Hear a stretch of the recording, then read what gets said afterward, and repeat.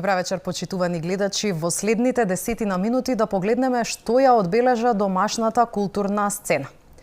Во културно-информативниот центар Салон 1919 се одржа премиерата на новата театарска представа Знаме и куфер во продукција на Театар за тебе. Се работи за современа комедија, дуо-драма, која низ хумор, сарказам и емотивни моменти ја отвара една од најактуелните теми во општеството – дилемата помеѓу останувањето и заминувањето. Деталите од колешката Ирена Пепелјуговска-Цветановски. Преку приказната за млад брачен пар, во представата се судираат две спротивставени гледишта – љубовта кон татковината и желбата за подобар живот надвор од неа. Со минималистичка сценографија и силна актерска игра, представата создава интимна атмосфера во која публиката лесно се препознава и се соочува со сопствените дилеми и избори. Темата на представата е многу актуелна, дали да се остане или да се замине од државата, како што кажува самото име Знаме или куфер, малку спакуван живот и многу гордост. Ги поканувам сите да не следат и да дојдат да видат представата, затоа што мислам дека ќе отвори многу прашања и кај младите, но и кај постарата публика. И исто така ова е една прва представа на Театар за тебе, која е за повозрастна публика, буквално 18+. Одлучивме со оваа представа да не испратиме конкретна порака. Одлучивме да го оставиме крајот малтено отворен, за самата публика да си отвори некои прашања и да си даде самата на себе одговори.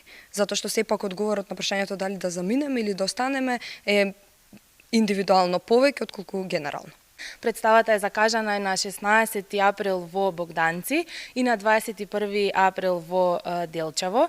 Понатаму планирано е да играме надвор од државата и дојдете да ве насмееме и да отвориме некои прашања кои што можеби секојдневно си ги поставуваме, но не волку очигледно. Представата е во продукција на Театар за тебе, кој активно работи на современи, општествено ангажирани и интерактивни проекти за различна публика. Премиерата беше на 14 април во Културно-информативниот центар во Скопје, а следуваат представи ширум Македонија. Булевар Ослободување број 2026 е збир на културни настани во организација на истоимената издавачка куќа. Во рамки на настанот вечерва во книжарницата Буква ќе се одржи промоција на 4 нови наслови од домашни автори. Објавата на првата книга, оваа малечката тријазична антологија 2020 година, размислував, па ова треба да се направи промоција, убаво би било да има промоција, потоа излегува во 2024 година двете книги, збирката Песни, тоа е реобјава на моја збирка Песни од пред 20 години, така како јубилејно реиздание. Тоа е првата книга што сум ја објавил, Песок и свила. Ова излезе, значи, 20 години подоцна.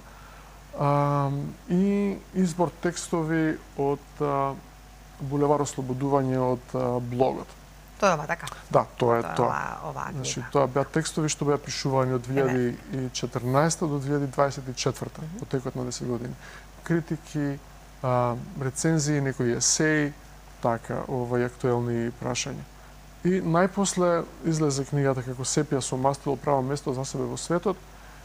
Начелно идејата беше да се направи промоција на оваа книга, како збирка раскази, поддржана нели од Министерството за култура.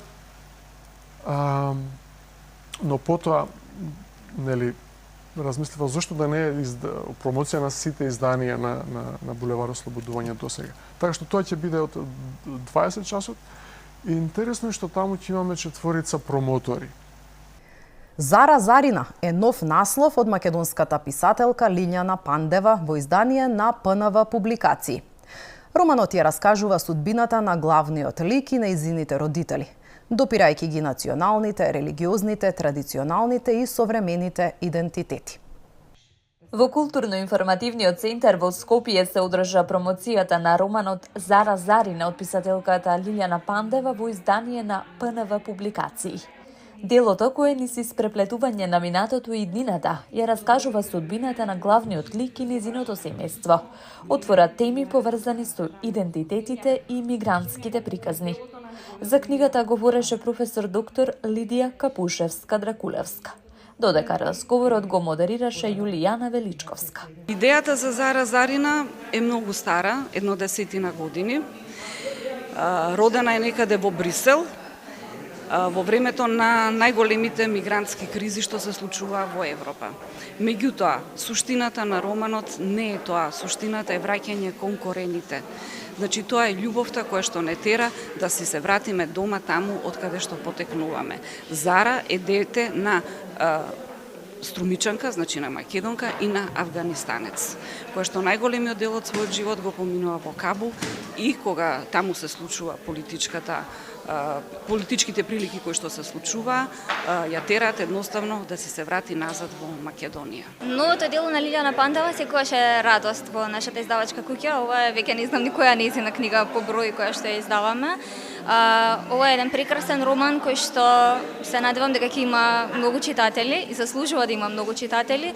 Оти има и многу лична, но и многу општо човечка приказна во која што се говори за две генерации од две семејства кои што се на различни страни на светот, на судбината ги спојува, ги поврзува и така натаму.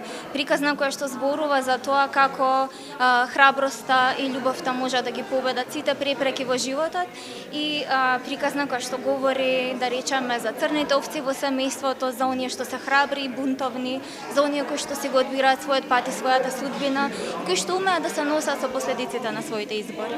Романот носи повеќеслојна нарација што се протега од Кабул до Македонија, офаќајќи различни временски и општествени контексти. Тука го завршуваме денешното издание на Вестите од културата. Ви благодарам на вниманието.